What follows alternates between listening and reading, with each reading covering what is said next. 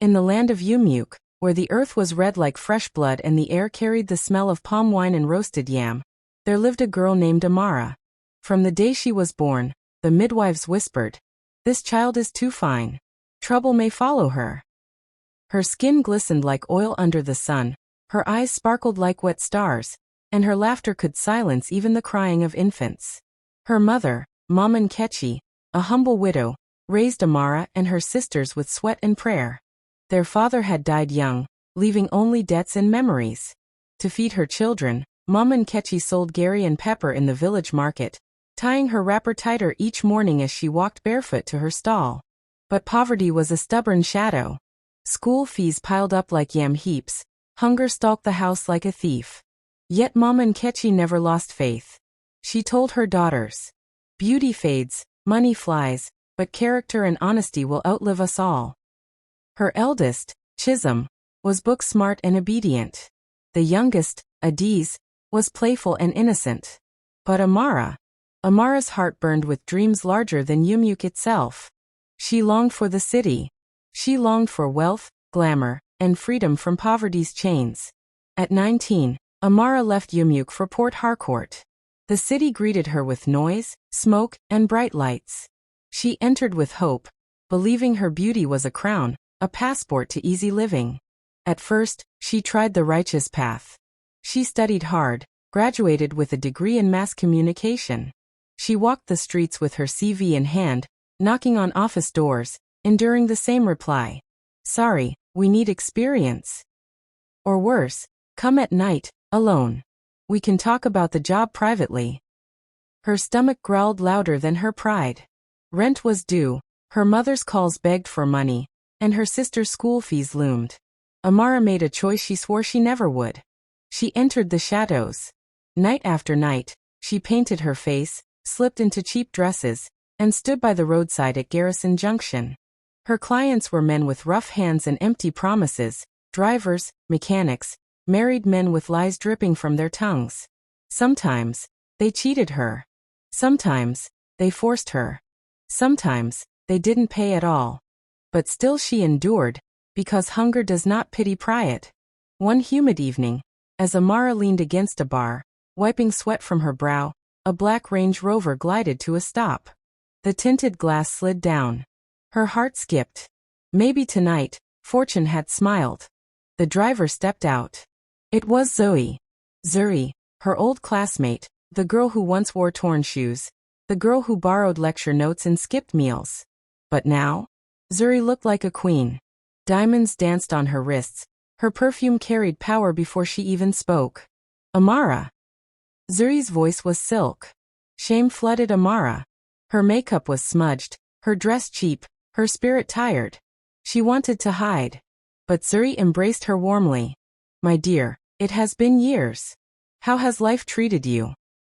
Amara forced a laugh. Life has beaten me like a drum. I thought beauty was enough to open doors, but I am still begging for crumbs. Look at you. Car, money, perfume. Tell me your secret, please. I am drowning." Zuri leaned close, her eyes sharp. "Beauty is only the beginning. Men tire of beauty. If you want lasting wealth, you must tie their souls. I will take you to Mama Ajaik." Amara's blood ran cold. Mama Ajaik?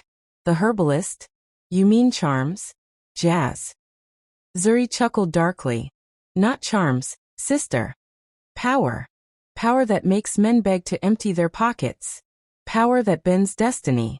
Power that cannot fail." Amara hesitated. But poverty whispered louder than caution. Against her trembling heart, she whispered, "Take me there."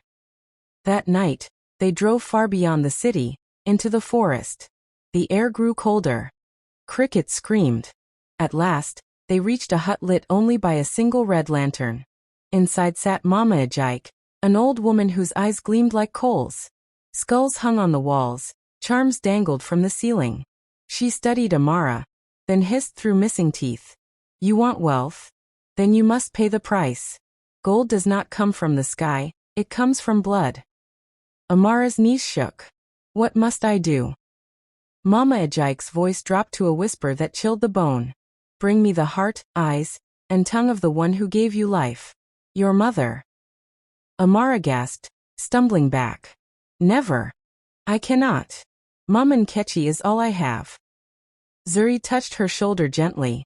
I too resisted at first. But do you think diamonds fall from heaven? I gave Mama Ajike what she asked, and look at me now.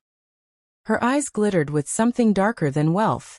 Amara stared at the ground, torn between love and desperation. But the memory of hunger, of shame, of her mother struggling in the market, twisted her resolve. At last, she whispered, "Tell me how." Fruit. Weeks later, Amara returned to Yumyuk. Her mother wept with joy at the sight of her daughter. "My child, you are too thin. Sit, let me cook for you." But Amara's smile hit a dagger. In her bag, she carried poisoned fruit from Mama Ajike. That night, she begged her mother, "Eat, Mama. You have suffered for us too long. Taste sweetness from my hands." Mama Nkechi, blind with love, ate. Hours later, her body convulsed. Her screams pierced the night. Amara held her down as life fled from her eyes. With trembling hands, Amara carried the body to the forest. Mama Ajike waited. The ritual was brutal. Knives cut, blood spilled, chants filled the air. When it was done, Amara stumbled away, covered in her mother's blood, yet carrying a charm that would make men her slaves. Wealth flowed like a river.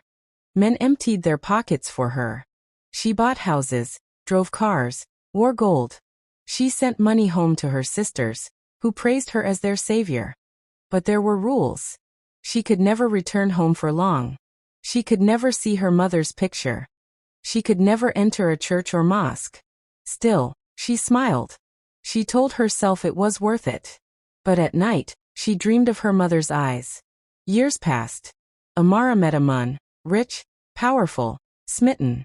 He begged for her hand. She agreed. The wedding was set in Yumyuk.